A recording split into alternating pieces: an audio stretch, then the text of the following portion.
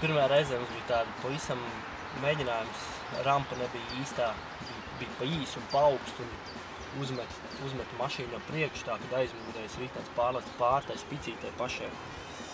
Otrajā reizē uztaisījām garāku un augstāku krietni, un tad uzmeta mašīnu atkal tik augstu, kad abi divi priekšējie riteņi pacēlās gaisā, un kad nāca lejā, kad izbira aizmugurējais loks no tā sitiena.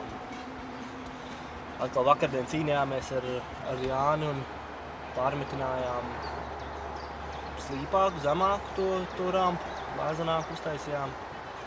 Kā arī tikko samainījām atspērs aizmugurējās, lai viņš ir augstāks, lai ir amortizatoram gājiens lielāks.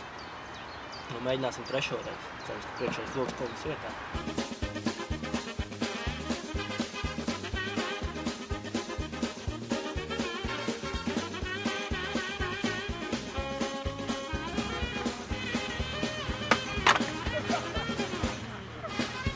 Sākumā viņš tikai vērās vaļā, tagad viņš rogrib pavisam.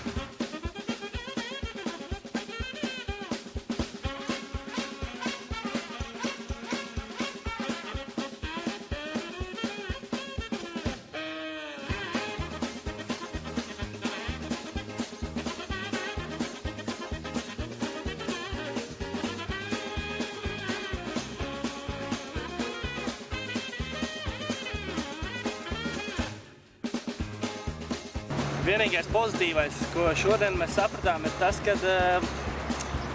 eļļas spiediena lampiņa nedeg. Tas nozīmē, ka motora eļļas pietiek. Bet tas ir vienīgais, jā. Ritentiņš tā, ritentiņš mums arī neizturēja. Ne tik ilgi.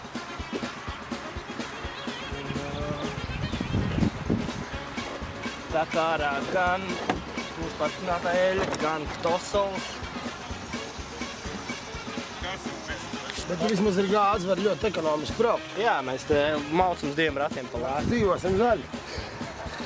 Tas tagad ir stilīgi. Tomēr pareizi.